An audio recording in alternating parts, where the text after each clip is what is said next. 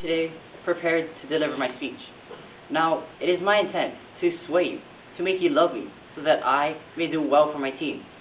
I need to deliver a memorable speech that will ring in your ears long after I'm gone. There is one problem, however. I have a terrible voice. My voice is plain and quite nearly monotone. I do not possess that James Earl Jones. This is CNN-type voice. My voice is more like a child who has had too much NyQuil. Think back on all the great speeches you have heard in your life. Now, imagine me giving those speeches. Loses something, doesn't it? Close your eyes for a moment, and in your mind, hear Dr. Martin Luther King giving his I Have a Dream speech.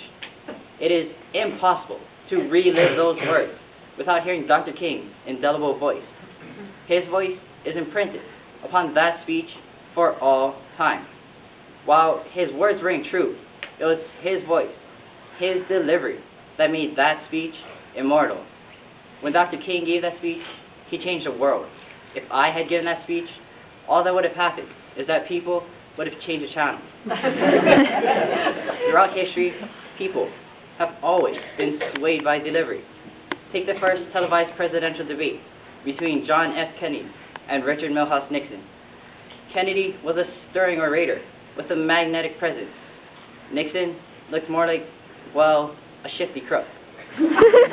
All of my speaking life, I've always wanted to be Kennedy.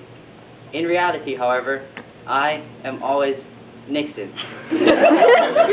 They say the #1 fear in the world is speaking in public. But I wonder if it is less about the public part and more about the speaking part. So many of us fear our verbal wretchedness. Do we lack the ear for it, the gripping personality, or the courage to throw caution to the wind?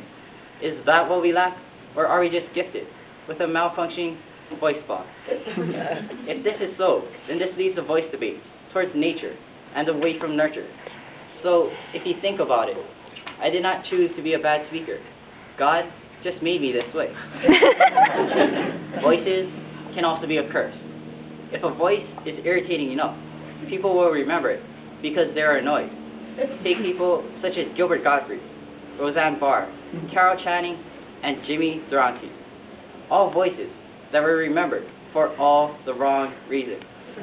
If I am lucky enough, maybe one day, my name will not be added to this infamous list. I hope that in the future, academic decathlon coaches won't be forced to tell their players to stop akimsuing their speech. During my time in academic decathlon, I've learned that speeches are more than words on a page. How we present those words give them meaning and purpose. A truly great voice can live on long after the speaker has passed. All of us desire that great voice, but many of us have to live with a whole lot less.